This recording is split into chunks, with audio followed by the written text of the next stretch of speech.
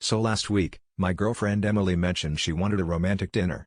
I'll admit, I'm not exactly Casanova. My idea of fine dining is microwaving leftovers and pouring wine from a box.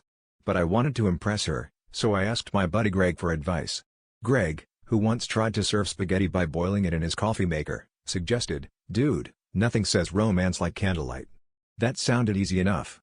I picked up some tea lights and dusted off my one nice shirt that doesn't have a ketchup stain.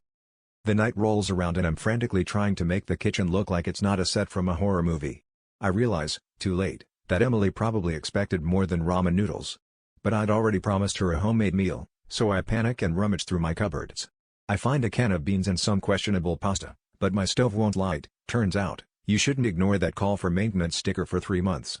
Not to be deterred, I whip out my trusty camping stove from last summer's failed wilderness adventure, set it up in the center of the table, and grab my headlamp, because, of course, the power goes out as soon as I try to light the candles. Emily walks in and finds me hunched over the camping stove, beans bubbling, wearing a headlamp and trying to look suave. The table is set with my finest mismatched forks, and a single tea light flickers bravely beside a mountain of paper towels. She stares at me, then at the setup, and I can see her trying to process whether this is some avant-garde dining experience or just a cry for help. I try to play it cool, gesturing to the ambience, but the headlamp beam keeps blinding her every time I look up.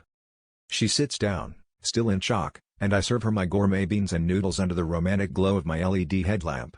After a long silence, she finally bursts out laughing and says, "When I said candlelight dinner, I didn't mean I wanted to be on an episode of Survivor. Guess next time, I'll leave the campfire cuisine for the bears and stick to reservations, because apparently, my idea of setting the mood is just setting off the smoke detector."